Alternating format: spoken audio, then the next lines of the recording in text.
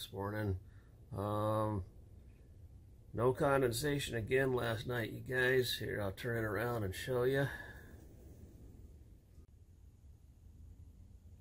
It's as dry as a bone up there. Conditions just weren't right for condensation, I guess. So we'll keep checking it. Good evening. It is Wednesday, November the 14th, 2018. This is my journal entry for the DreamSideOut Raw 30 Days of Videos project. I had a little clip from this morning about the condensation on the ceiling. None. Okay, another day of no condensation. But I will keep you updated. If I see anything happening, I will share the results with you. I want to get a little more scientific too. I want to get some measuring instruments in my van so I can start, measuring condensation and humidity and relative humidity and dew point and temperature and all that kind of stuff. And barometric pressure, why not? Anyway, I'm looking around for some things like that so I can kind of. And I'd like to, this is just a fun test for me. I'd like to try out some different materials and see how they measure up one to another. Might be useful information for everybody. I don't know. Anyway, for today's video, I was looking over the comments, and I want to also say that I read everybody's comment. I appreciate all the comments that this condensation subject has generated a lot of comments. I appreciate everybody's comments, and I look at everyone's comments. So I haven't put a response on everyone's. I hope you don't feel slighted by that. But reading through them, there was one that caught my attention. I thought it was just a simple question, and I thought I'd address it. Kathleen Teenley says, why do people insulate houses? Good question, Kathy. Here we go, Why does everybody insulate their houses? And then there's some guy on YouTube living in a box truck that says, I don't need insulation in my box truck. What the heck is that all about? Let me just tell you a little story. I'd say 30 years ago, I built a house. I built a 2,300 square foot house. There was a large volume of air inside that house that I had to heat each month. At that time,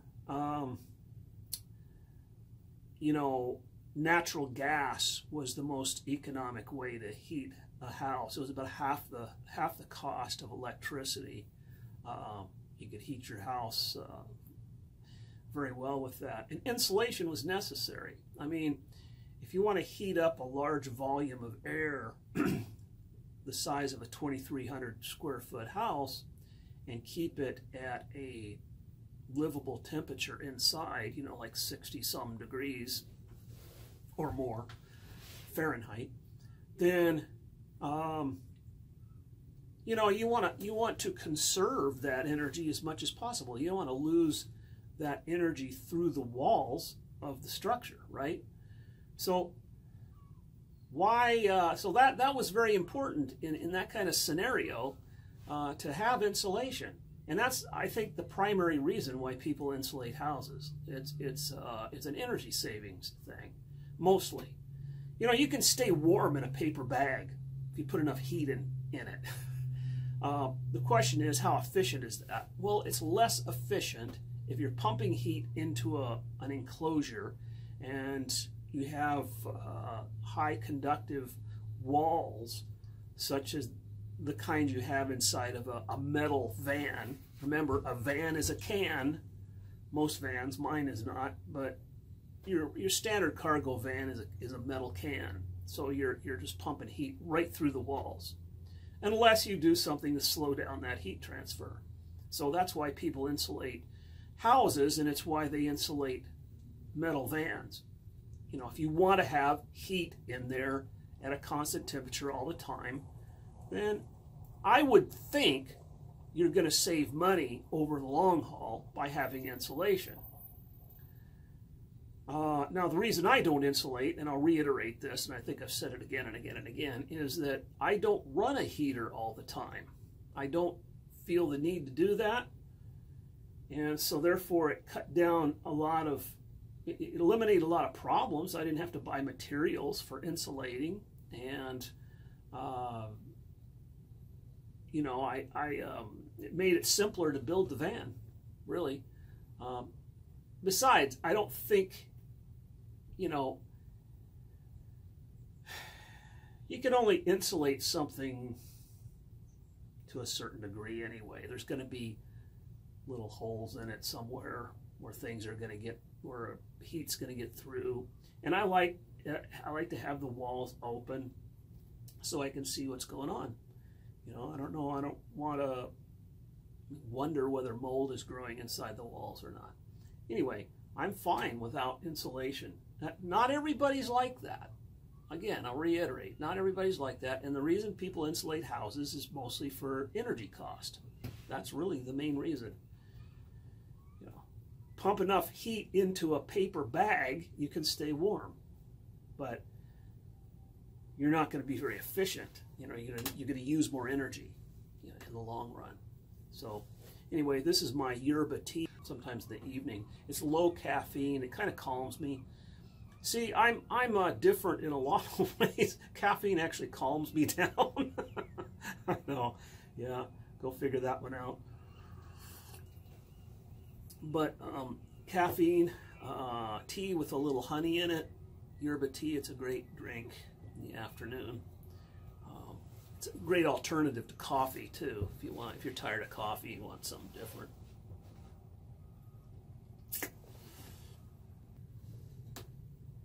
You know, another person says here, asks a question, George Blake, I like my insulation in my van because it cuts down the city noises when I'm stealth camping in the city. I work at night, so I sleep during the day when it's really noisy. Now, that's a good point. I've only talked about condensation and heat loss, but noise insulation is yet another thing to think about. I don't have much problem with that myself. I park in fairly quiet places, but noise can be a problem in a van. I think there's something that happens to you when you live the van lifestyle. At least for me, you develop this animal instinct or something. You're kind of on the alert a lot because you're not sure who's outside your van lurking around. I don't know if other people experience that or not, but I do.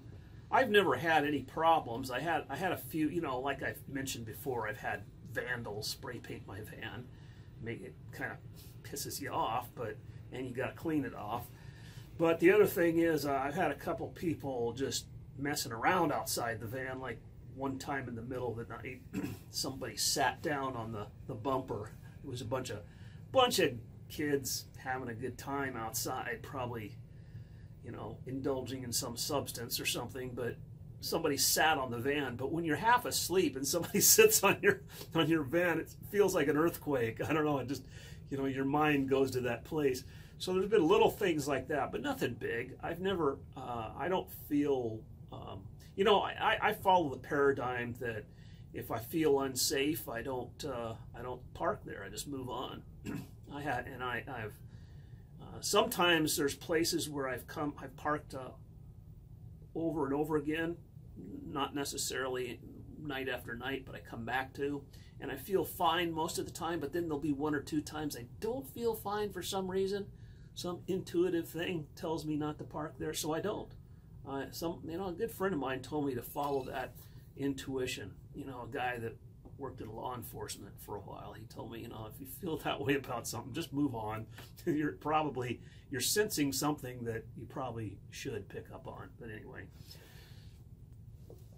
Larry Strauss says, the only reason for insulation is creature comfort. Yeah, I agree. That's really the bottom line right there. Here's another story for you. I'm full of stories tonight.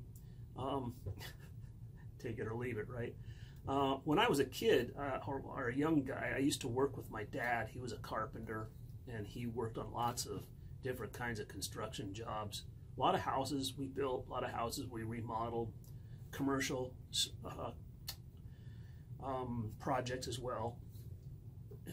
You know, when you work that kind of work in the Pacific Northwest or anywhere, you're outdoors a lot working, you know, and sometimes you're just in the rain, and the rain is pouring down your neck, and it's kind of cold and drizzly, and you've got to get something done by the end of the day. You can't stop. You've got to continue to go. And I used to wonder, my dad used to just keep on going, and I couldn't figure out how he did it. And as a young kid, I just used to be shivering to the bone. I wondered, Dad, what are you doing? How do you do that? And he taught me. He said, here's what you do. You have to learn to relax when you're out in the weather. You got to relax your hands. You got to relax your neck especially. If you don't relax your neck, you'll have a sore neck all the time. Because, you know, there's this natural thing you do when you're outdoors. You hunker your neck like this, right? We all do it without thinking about it. Well, next time you're out in the cold, try loosening your neck up and just getting it real loose. And you'll notice that your circulation starts to feel better. Your hands tingle a little bit. And if you just loosen everything up, your hands actually start to warm up, even in very cold weather. And I sort of learned that you can learn to keep your body warm in cold weather. Now that works up to a point. I mean, there's a point at which hypothermia is going to set in, and you better be doing the right things or you're going to die. So I'm saying that with a caveat here. You want to make sure you're taking care of yourself. If you're exposed and you're soaking wet and all that, you got to make sure. But you know, you can do certain things.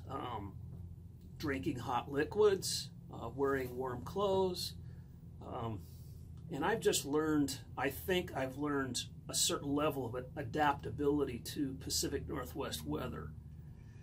Well, there's times when it really gets me, like everybody else. I got to get in somewhere where it's seriously warm, or else, you know, but I think that I don't need to have warm weather or a warm climate around me 100% of the time.